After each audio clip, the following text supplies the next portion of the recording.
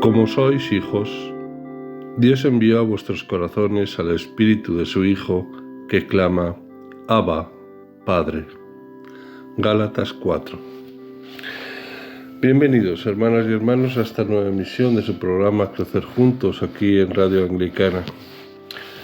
Bueno, pues habíamos comenzado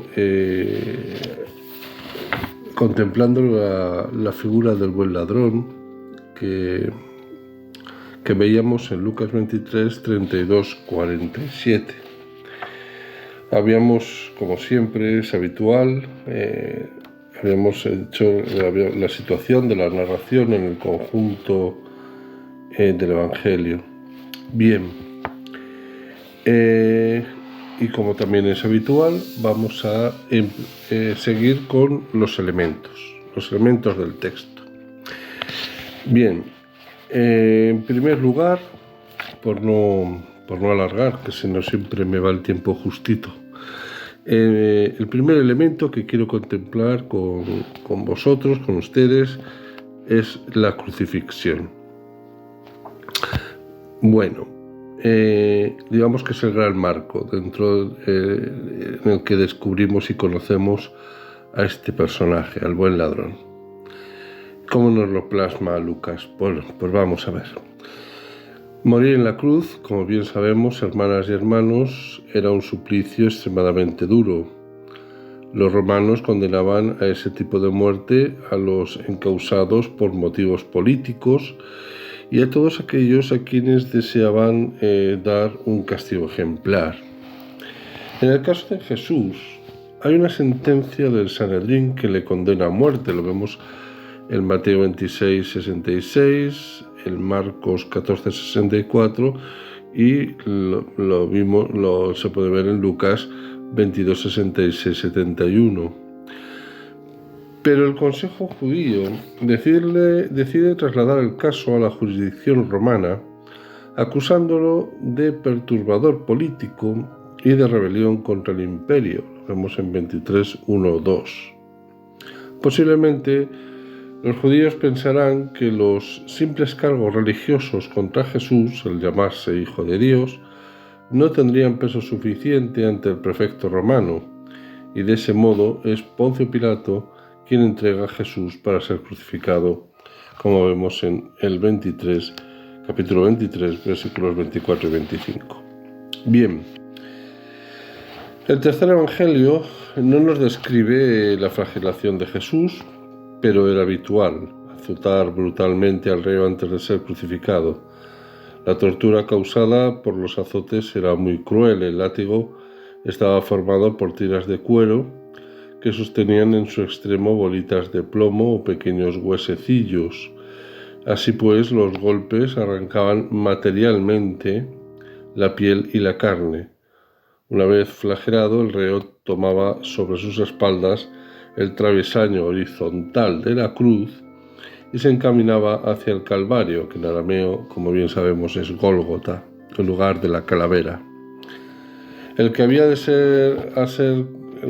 a ser crucificado durante su camino hacia el Calvario llevaba colgado del cuello una tablilla donde se hacía constar la causa de la condena, por si aquellos que le veían por el camino no lo sabían.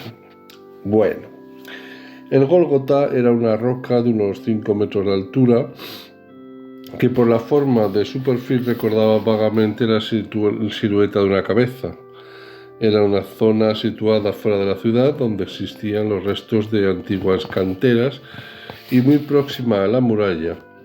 Enfrente, a unos 40 metros de distancia, otra porción de roca se había aprovechado para hacer unas tumbas excavadas. Bueno, una vez llegado al Gólgota, el reo era crucificado. Los clavos, habiéndole perforado la parte posterior de las muñecas, se clavaban en el travesaño horizontal. Después era elevado y se clavaba en el poste vertical que aguantaba el peso del ajusticiado. Los pies, también clavados a la cruz, se sostenían apoyados sobre un trozo de madera, el cual permitía al condenado no asfixiarse, y así se alargaba el suplicio. El grado de maldad humana a la hora de discurrir este tipo de castigos es infinito, vamos. Bueno, en la cima del palo vertical se clavaba la tablilla en la que constaba el motivo de la condena.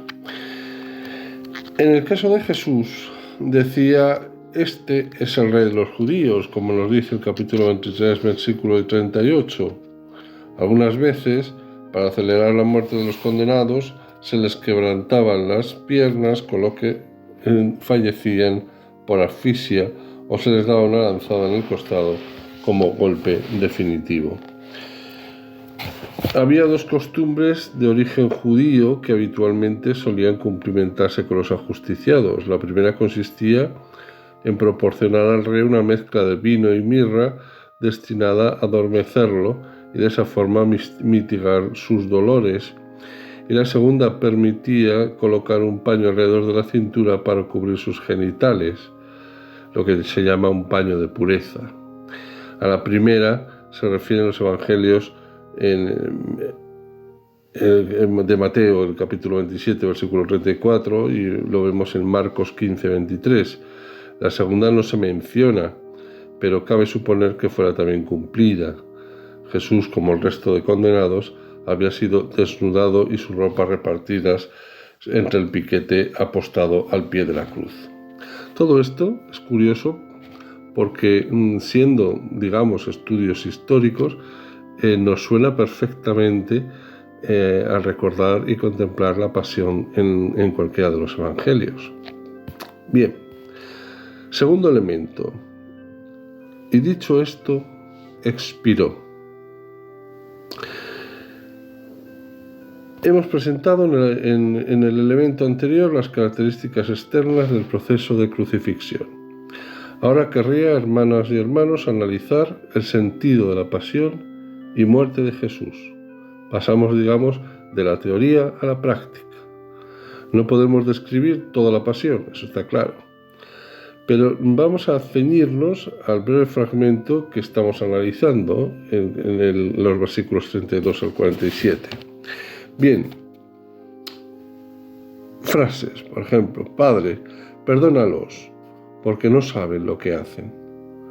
La acción de Jesús a lo largo del Evangelio es una muestra constante de misericordia de Dios.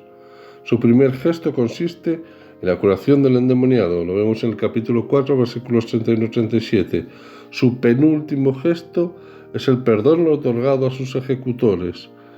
Recordemos que el perdón es una de las más genuinas manifestaciones de la misericordia de Dios, como así nos lo enseñaba la narración que vimos de Zaqueo en el capítulo 19, versículos del 1 al 10. También debemos tener claro las referencias al Antiguo Testamento. Si tenemos la paciencia de observar con detenimiento en nuestras Biblias la narración de la pasión, observaremos que está plagada de referencias a la Antigua Alianza. Efectivamente, en Jesús llegan a su cumplimiento las promesas. Observemos algunas de estas alusiones de la antigua ley. Por ejemplo, cuando dice: se repartieron sus ropas echando suertes. Cuando un reo era ejecutado en la cruz, el piquete de guardia, apostado junto al patíbulo, solía repartirse las ropas del ejecutado a modo de paga, podríamos decir, o de propina. Durante la crucifixión de Jesús sucedió lo mismo, pero Lucas, para describirnos este hecho, cita textualmente el fragmento de un salmo, el 22 y versículo 19. El Salmo 22, como bien sabemos, comienza con las conocidas palabras: Dios mío, ¿por qué me has abandonado? Palabras que Mateo y Marco ponen en labios de Jesús en el momento de su muerte, Mateo 27, 46 y Marcos 15, 34.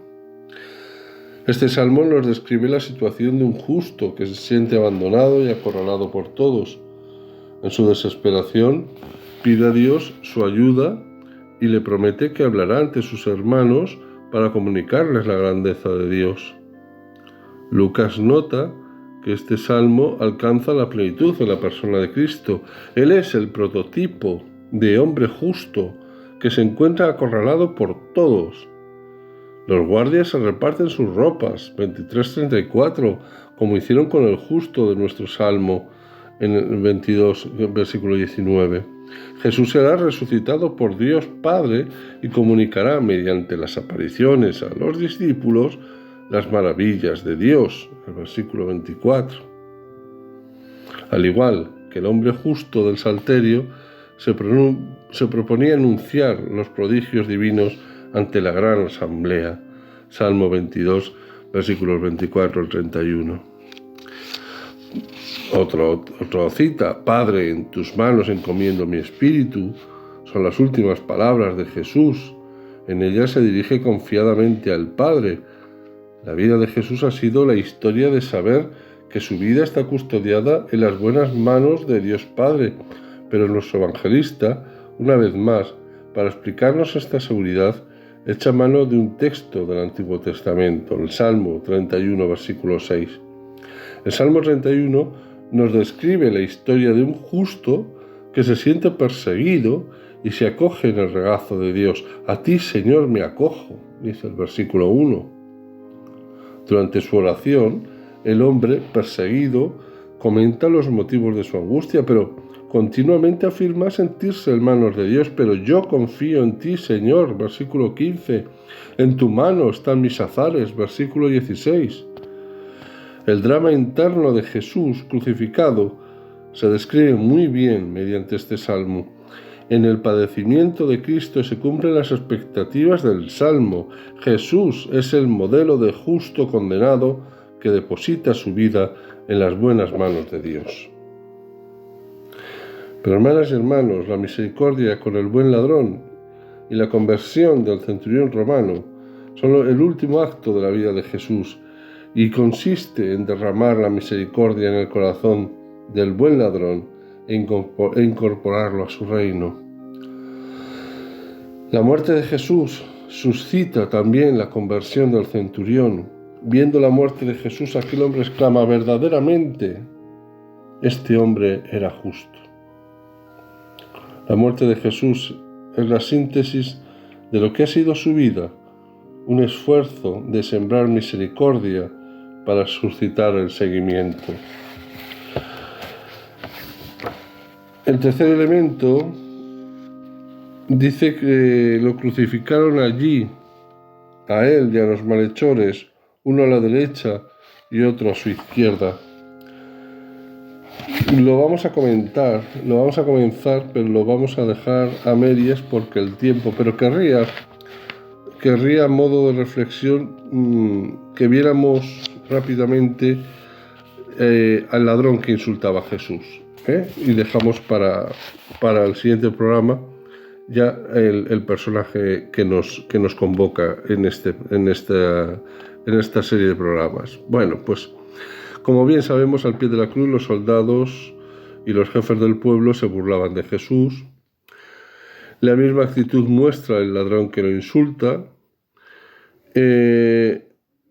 Como bien sabemos, sus palabras dicen: no eres tú el Mesías, pues sálvate a ti y a nosotros.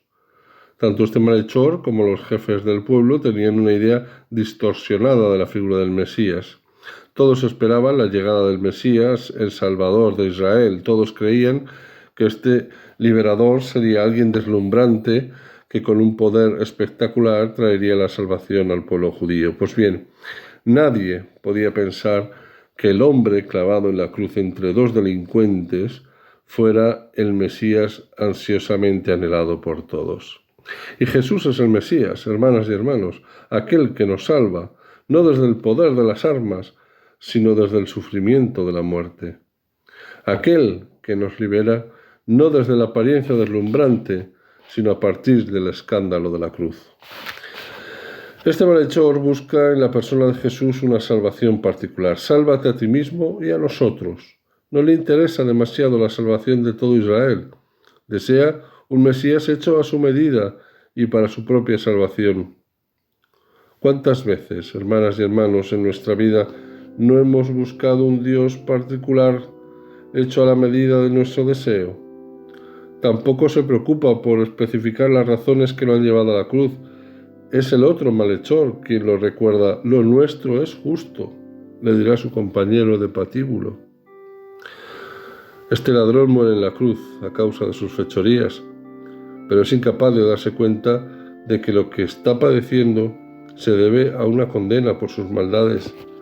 Recordemos que quien no se mira a sí mismo, quien no es realista ante la situación que le acontece, no es humilde ante la vida. Este hombre es el prototipo de persona orgullosa, como el publicano que veíamos en la serie de programas anteriores.